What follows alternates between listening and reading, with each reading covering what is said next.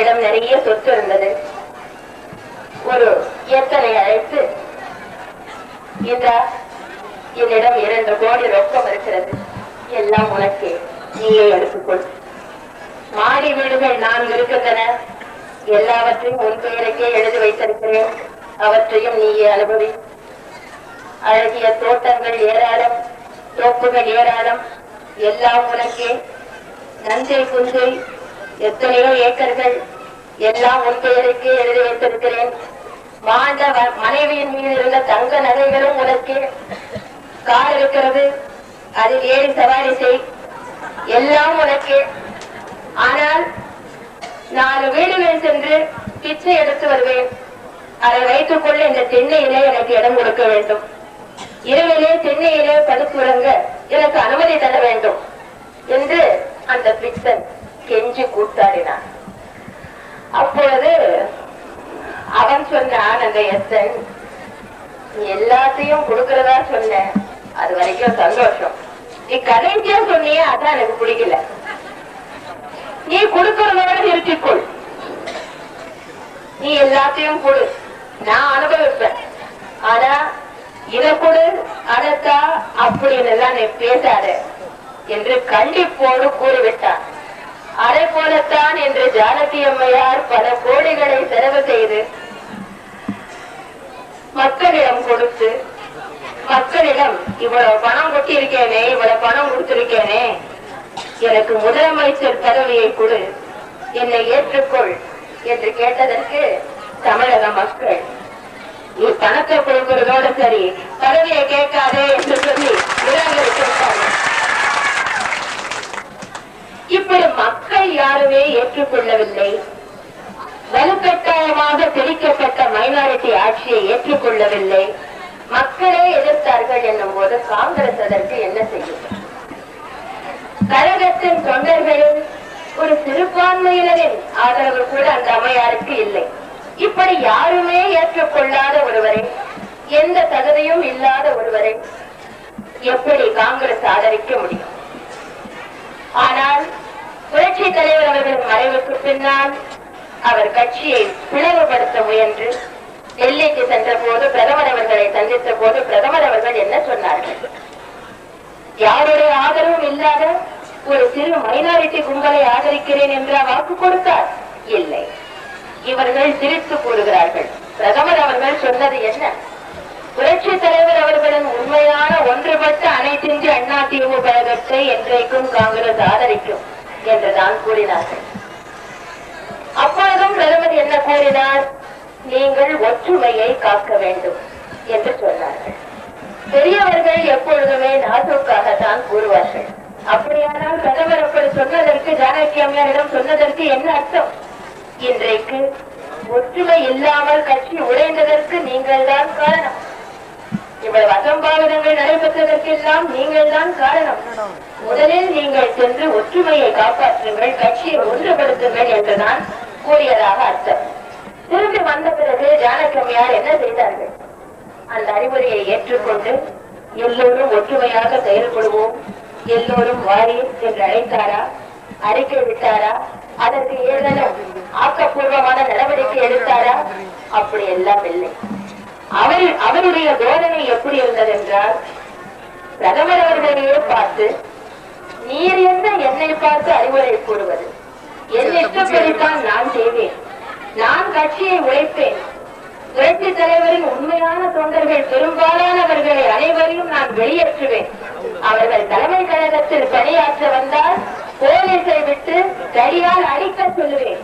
நடமாடும் பல்கலைக்கழகமாம் டாக்டர் நாவலர் அவர்கள், மூத்த தலைவர் FTS அவர்கள், பந்தட்டியார் அவர்கள், இப்படிப்பட்ட மூத்த தலைவர்கள் என்று கூட பாராமல் போலீசாரை விட்டு ஆடு மாடுகளை அடிப்பது போல் அடிக்க சொல்லுவேன். இதை எப்படி நியாயப்படுத்துவார்கள்? கருணாநிதி என்ற அறிவு சக்தியை காலமெல்லாம் எதிர்த்து வந்தார் இதய தெய்வம் புரட்சி தலைவர் அவர்கள்.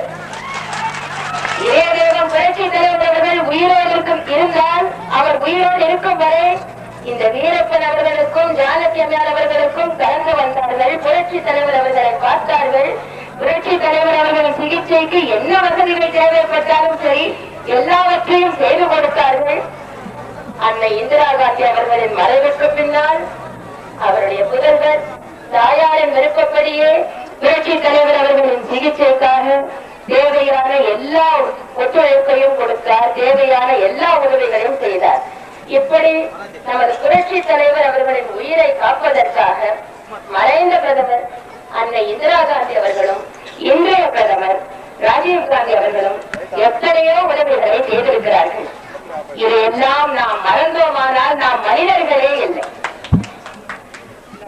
இதய தெய்வம் புரட்சி தலைவர்கள் அமெரிக்காவில் சிகிச்சை பெற்றுக் கொண்டிருந்த நேரம்தான் 84 இங்கே பொது தேர்தலை சந்தித்தோம். அப்பொழுது அனைத்து இந்திய அண்ணா திராவிட முன்னேற்ற கழகத்தோடு தேர்தல் கூட்டு வைத்துக் கொண்ட தோழமை கட்சி காங்கிரஸ் கட்சி. அந்த கட்சியின் கூட்டோடுதான் தேர்தலை சந்தித்தோம். அப்பொழுது அன்னை இந்திரா காந்தி அவர்களின் மறைவினால் ஏற்பட்ட அனுதாப அலை கூட நம்முடைய வெற்றிக்கு பெரிய சாதகமாக இருந்தது. அதை யாரும் மறந்துவிட முடியாது, மறுக்கவும் முடியாது. அப்படி தோழமை கட்சியாக இருந்து தேர்தலை சந்தித்தோம். புரட்சி தலைவர் அவர்களும் என்றைக்குமே காங்கிரஸை ஒரு தோழமை கட்சியாக மதித்திருக்கிறார், ஆதரித்திருக்கிறார்.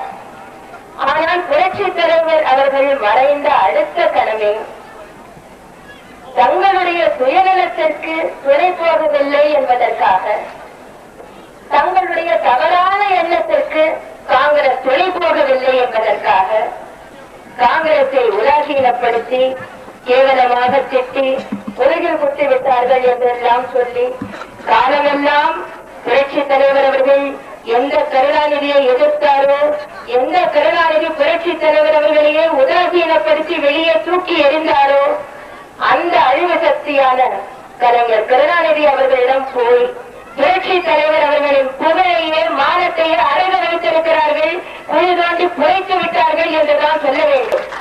இதை நினைக்கும் போது இப்பொழுதும் ரத்தம் கொதிக்கிறது. இதை எப்படி மன்னிக்க முடியும்? இதை எப்படி ஏற்றுக்கொள்ள முடியும்? இதெல்லாம் அடுக்குமா? எனவே சிந்தித்து பார்க்க வேண்டும். புரட்சி தலைவர் அவர்களே என்ன சொல்லி இருக்கிறார்கள்? அவர் கடைசியாக கலந்து கொண்ட நிகழ்ச்சி, அன்று அவர் ஆற்றிய உரை, இவற்றையெல்லாம் உங்களுக்கு நினைவூட்ட நான் கடமைப்பட்டிருக்கிறேன். புரட்சி தலைவர் அவர்கள் கலந்து கொண்டு உரையாற்றிய கடைசி நிகழ்ச்சி மறைந்த பாரத பிரதமர் பண்டிட் ஜவஹர்லால் நேரு அவர்களின் திருவுருவச் சிலை விழாதான். அது சென்னையிலே நடைபெற்றது. அப்பொழுது புரட்சி தலைவர் அவர்கள் ஆற்றிய உரை, அது என்னிடமே இருக்கிறது. உரை என்றால் பதிப்பு அல்ல, பிரிண்டட் காப்பி அல்ல. புரட்சி தலைவர் சிறிய குறிப்பு எழுதி வைத்துக் கொண்டு மேடையிலே படிப்பார்கள். அவர் அன்றைக்கு பயன்படுத்திய குறிப்பே என்னிடம் இருக்கிறது. அந்த முறையில் புரட்சி தலைவர் அவர்கள் என்ன கூறியிருக்கிறார் என்றால், இந்தியாவின் விடுதலைக்காகவும் இந்தியாவின் வளர்ச்சிக்காகவும் பண்டிட் ஜவஹர்லால் நேரு அவர்கள் குடும்பம் அளவிடற்கரிய, அளவிட முடியாத அளவிற்கு தியாகம் செய்திருக்கிறது, எவ்வளவோ பாடுபட்டிருக்கிறது. பண்டிட் ஜவஹர்லால் நேரு அவர்களும் அன்னை இந்திரா காந்தி அவர்களும் இன்றைய பிரதமர் ராஜீவ் காந்தி அவர்களும் இந்த நாடு உள்ளவரை, இந்த உலகம் உள்ளவரை, உலக மக்களாலும் நாட்டு மக்களாலும் அவர்களுடைய தியாகம் என்றைக்குமே மறக்க முடியாது என்று புரட்சி தலைவர் அவர்களே கூறியிருக்கிறார்கள். நவீன இந்திய வளர்ச்சி அடைவதற்கும் நாடு சுதந்திரமடைவதற்கும் நேருவின் குடும்பம் இந்த அளவுக்கு பாடுபட்டிருக்கிறது என்று புரட்சி தலைவர் அவர்களே கூறியிருக்கிறார். எனவே இதையெல்லாம் நாம் நினைவில் வைத்துக் கொள்ள வேண்டும். நாம் என்றைக்குமே புரட்சி தலைவர் அவர்களின் தூய தொண்டர்கள், புரட்சி தலைவர் அவர்களின் உண்மையான தொண்டர்கள். இன்றைக்கு இந்த மைனாரிட்டி ஆட்சியை கலைத்தது தவறு என்று எவருமே சொல்லவில்லை. கலைத்ததுதான் சரி என்று தமிழக மக்கள் பாரத பிரதமர் அவர்களுக்கு நன்றி கூறுகிறார்கள், பாராட்டுகிறார்கள். இன்னும் சொல்ல போனால் இந்த மைனாரிட்டி ஆட்சியை கலைக்கவில்லை, வீட்டுக்கு அனுப்பவில்லை என்று சொன்னால்தான் தமிழக மக்கள் ரொம்பவும் வருத்தப்பட்டிருப்பார்கள், கவலைப்பட்டிருப்பார்கள். நீங்களும் சொல்லுங்க, ஜானகி அம்மையார் ஆட்சி இருக்கிறது நீங்க எல்லாம் விரும்புறீங்களா? அப்ப அந்த ஆட்டை அனுப்பிட்டாரே வீட்டுக்கு பிரதமர், அதை கலைத்தது சரிதானே? அதை நீங்க எல்லாம் வர வைக்கிறீங்க இல்லையா? இது போதும். எனவே அந்த மைனாரிட்டி கும்பலின் பேச்சை பற்றி காங்கிரஸ் தலைவர்களோ பிரதமர் அவர்களோ கவலைப்படவே வேண்டாம். அது மட்டுமல்ல, அந்த ஆட்சியை கலைத்தலை மக்கள் வரவேற்றது மட்டுமல்ல, இதுதான் புரட்சி தலைவர் அவர்களின் உண்மையான அணி. அதாவது புரட்சி தலைவர் அவர்கள் உருவாக்கி வளர்ந்த உண்மையான மாபெரும் மக்கள் இயக்கமான அனைத்து அண்ணா திராவிட முன்னேற்ற கழகம் இங்கேதான் இருக்கிறது. நம்முடைய அணிதான் உண்மையான புரட்சி தலைவர் அவர்கள் அணி. நம்முடைய அனைத்து இந்திய திராவிட முன்னேற்ற கழகம் தான் புரட்சி தலைவர் அவர்கள் உருவாக்கி அனைத்து இந்திய அண்ணா திராவிட முன்னேற்ற கழகம் என்பதை பிரதமர் அவர்கள் உணர வேண்டும். அதை நீங்களே உணர்த்தி விட்டீர்கள். எனவே உங்களுக்கு எல்லாம் உணர்ந்த நன்றியை தெரிவித்துக் கொள்ள நான் கடமைப்பட்டிருக்கிறேன். விரைவிலேயே தேர்தல் வர இருக்கிறது. அதனால் உங்கள் அனைவரின் உத்தரவை நாடி உத்தரவை வேண்டி உங்கள் முன்னால் இருக்கிறேன்.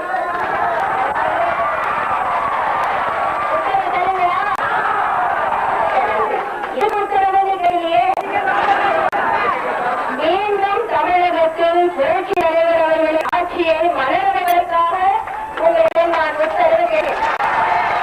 அது மட்டுமல்ல, என்னையும் இந்த கழகத்தையும் உங்களை நம்பி புரட்சி தலைவர் அவர்களின் காக்கும் கரங்களாகிய உங்கள் கரங்களில் ஒப்படைக்கிறேன். நீங்கள் தான் காப்பாற்ற வேண்டும். காப்பாற்றுவீர்களா? மிக்க நன்றி. இந்த நல்ல நாளில், இந்த நல்ல நேரத்தில் நீங்கள் கொடுத்த வாக்குறுதிக்கு எனது மனமார்ந்த உள்ளம் கழிந்து நன்றியினை தெரிவித்துக் கொண்டு, மணமக்கள் திலகர் ராணி அவர்களும் முத்தழகன் அம்பிகா அவர்களும் வாழ்க்கையில் எல்லா துன்பங்களையும் பெற்று உன்னதமான வாழ்க்கை வாழ்ந்து புரட்சி தலைவர் அவர்களின்